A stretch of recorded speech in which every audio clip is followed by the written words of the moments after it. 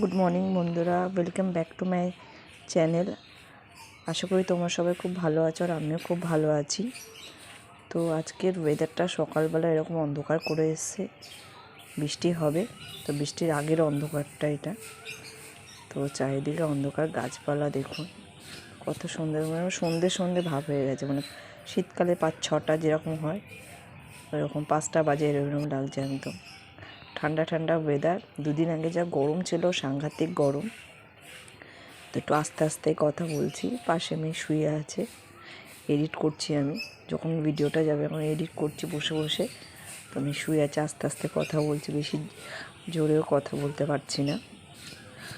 তো চারিদিকে এরকম অন্ধকার করে এসছে একদম, খুব সুন্দর লাগছে ওয়েদারটা।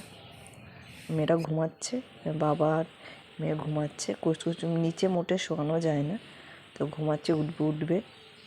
তো ততক্ষণ কাজবাজ করে নেব। তো বৃষ্টি হচ্ছে, তখন মেঘলা করেছিল, এখন বৃষ্টি পড়ছে। বাঁশবাগান আমাদের এখানে প্রচুর, চারিদিকে বাঁশবাগান, গাছপালা ভর্তি।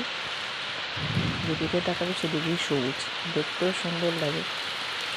গরমকালে কিন্তু হাওয়া অত থাকে না, খুব কম, এখন গাছের পাতাই নড়েনি।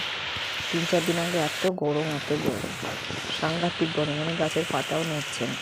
বৃষ্টিটা হয়ে ওয়েদারটা পুরো ঠান্ডা, মানে 2-3 দিনে ঠান্ডায় মানুষ এদিকে থাকতে পারবে।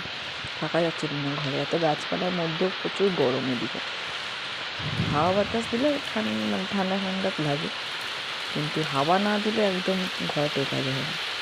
তো অনেক ঘুমাচ্ছিলো, ততক্ষণ একটু বিছনা ঠিক করবে। তো ওকে উঠিয়ে দোলার মধ্যে রাখলাম, ঘুমাচ্ছে ঘুমা।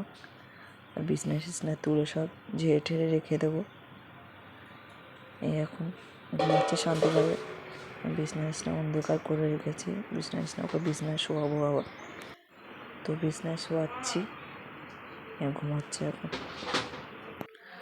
এই স্নান করাবে, রৌদ্রের জল মেজ শাশুড়িমা জল দিয়ে যায়।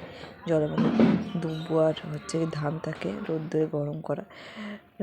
মুদিখানার জিনিসও এসছে, সেগুলো এখন চেক করছি। কাগজে লিখে দিয়েছিলাম, সেগুলো ঠিকঠাক এসছে কিনা। তো সব বসে বসে আমি দেখছি। বাজার, মাসকাবাড়ি বাজার। এখন মেয়ে উঠেছে, খেলা করছে।